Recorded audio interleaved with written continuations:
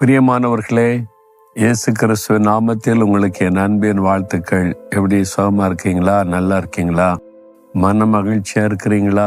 கர்த்தருக்குள்ள எப்பவுமே சந்தோஷமா இருக்கணும்.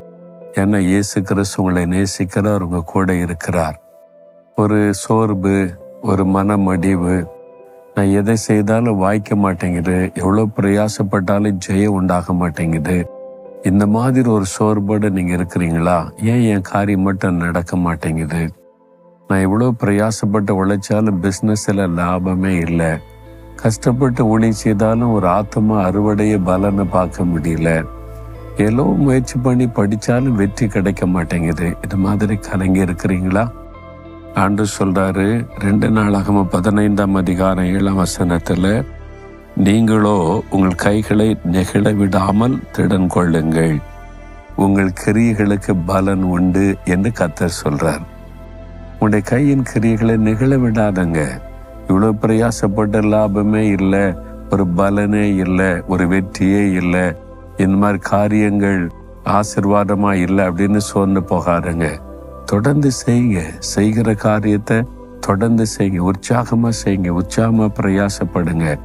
உங்கள் கிரியைகளுக்கு பலன் உண்டு என்று கர்த்தர் சொல்றாரு. அதனால ஏற்ற காலத்துல அந்த பலனை நீங்க பார்ப்பீங்க. உடனே பலன் இல்லாமல் இருக்கலாம். சில சமயத்துல நம்ம பிரயாசப்பட்டதுக்கு உடனே பலன் இருக்கிற மாதிரி தெரியாது. ஆனால் ஏற்ற காலத்துல அந்த பலன் உங்களை வந்து சேரும். உங்கள் கிரியைகளுக்கு பலன் உண்டு. நீங்கள் படுகிற பிரயாசத்துக்கு பலன் உண்டு. ஒரு நாள் அது வீணாய் போயிடாது. நீங்க கஷ்டப்பட்டு உழைக்கிறீங்கல்ல, அதனுடைய பலனை நீங்க பார்ப்பீங்க. ஆண்டவர் உங்களுக்கு வாக்கு கொடுக்கிறார். அதனால என் மகனே மகளே, சோர்ந்து போகாத, நீ திடமனதாயிரு, காரியத்தை செய்ய. நீங்க தொடர்ந்து படி, நீ வெற்றி பெறுவ. தொடர்ந்து நீ உழைக்கணும், பிரயாசப்படு. காரியத்துல நிறைவான ஆசீர்வாதம் வரும். நீ தொடர்ந்து முயற்சி பண்ண அந்த காரியம் ஜெயமாகும். அதனால தளர்ந்து போகாத, திடமனதாயிரு, உன் கிரியைகளுக்கு பலன் உண்டு என்று கர்த்தர் சொல்லுகிறார். சிலர் சொல்லுவாங்க, நான் என்ன பிரயாசப்பட்டு படிச்சு என்ன பிரயோஜனம், ஏன் அப்படி சொல்ற அப்படின்னு கேட்டா, மார்க்கே வர மாட்டேங்குதே. நான் ராத்திரிலாம் உட்காந்து படிக்கிறேன். பெற்றோர் சொல்றாங்க, என் பையன் உட்காந்து ராத்திரியெல்லாம் படிக்கிறான், என் மகள் பாருங்க விழிச்சிருந்து படிக்கிறா, ஆனா மார்க் ஒன்றும் வர மாட்டேங்குதே. இவ்வளவு கஷ்டப்பட்டு படித்த பலனை பார்க்க முடியலையே. நான் கஷ்டப்பட்டு தான் உழைக்கிறேன், பிரயாசப்படுறேன், எனக்கு ப்ரொமோஷன் வர மாட்டேங்குது. சும்மா இருக்கிறவனுக்கெல்லாம் ப்ரொமோஷன் கிடைக்குது. நான் உண்மையா இருக்கிற கடினமா வேலை செய்து உழைக்கிறேன்னு.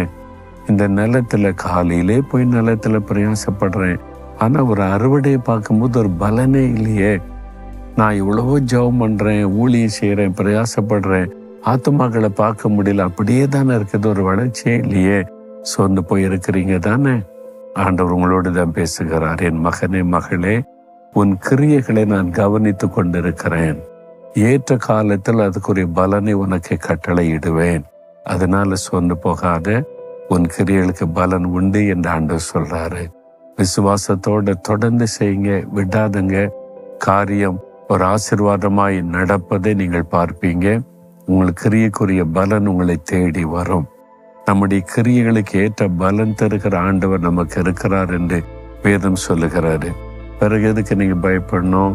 அதனால தைரியமா சொல்லுங்க, ஆண்டவரே நான் சோர்ந்து போக மாட்டேன், தளர்ந்து போக மாட்டேன், தொடர்ந்து பிரயாசப்படுவேன், என் கிரியைகளுக்குரிய பலனை காண்பேன் அப்படின்னு விசுவாசிங்க. அற்புதம் நடக்கும்.